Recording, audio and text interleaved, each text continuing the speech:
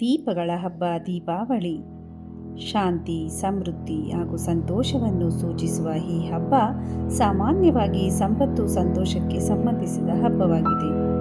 ಪ್ರಾಚೀನ ಸಂಸ್ಕೃತ ಗ್ರಂಥಗಳಾದ ಸ್ಕಂದ ಪುರಾಣ ಮತ್ತು ಪದ್ಮಪುರಾಣಗಳಲ್ಲಿ ಹಬ್ಬದ ಉಲ್ಲೇಖವಿದೆ. ಸಾಮಾನ್ಯವಾಗಿ ದೀಪಾವಳಿಯನ್ನು ಹಿಂದೂಗಳು ಮಾತ್ರವಲ್ಲದೆ ಜೈನರು, ಬೌದ್ಧರು ಮತ್ತು ಸಿಖ್ಖರು ಇತರೆ ಎಲ್ಲ ಧರ್ಮದವರು ಆಚರಿಸುತ್ತಾರೆ. ಈ ಹಬ್ಬವು ಕಾರ್ತಿಕ ಅಮಾವಾಸ್ಯೆಯಂದು ಯಮ ಮತ್ತು ನಚಿಕೇತನ ಕಥೆಯೊಂದಿಗೆ ಸಂಬಂಧಿಸಿದೆ. ನಿಜವಾದ ಸಂಪತ್ತೆಂದರೆ ಜ್ಞಾನ, ಸರಿ ಮತ್ತು ತಪ್ಪುಗಳ ಕಥೆಯನ್ನು ವಿವರಿಸುವ ಕಥೆಯು ಬಹುಶಃ ದೀಪಾವಳಿಯನ್ನು ಸಮೃದ್ಧಿ, ಬುದ್ಧಿವಂತಿಕೆ ಮತ್ತು ಬೆಳಕಿನ ಹಬ್ಬವಾಗಿ ಆಚರಿಸಲು ಕಾರಣವಾಗಿದೆ. ಪ್ರಸಿದ್ಧ ಸಂಸ್ಕೃತ ಕವಿ ರಾಜಶೇಖರನ 9ನೇ ಶತಮಾನದ ಕೃತಿ ಕಾವ್ಯಮೀಮಾಂಸೆಯಲ್ಲಿ ದೀಪಾವಳಿಯನ್ನು ದೀಪಮಾಲಿಕ ಎಂದು ಉಲ್ಲೇಖಿಸಲಾಗಿದೆ.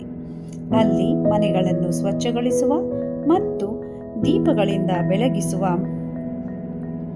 ಅಲಂಕರಿಸುವ ಸಂಪ್ರದಾಯಗಳನ್ನು ಉಲ್ಲೇಖಿಸಲಾಗಿದೆ.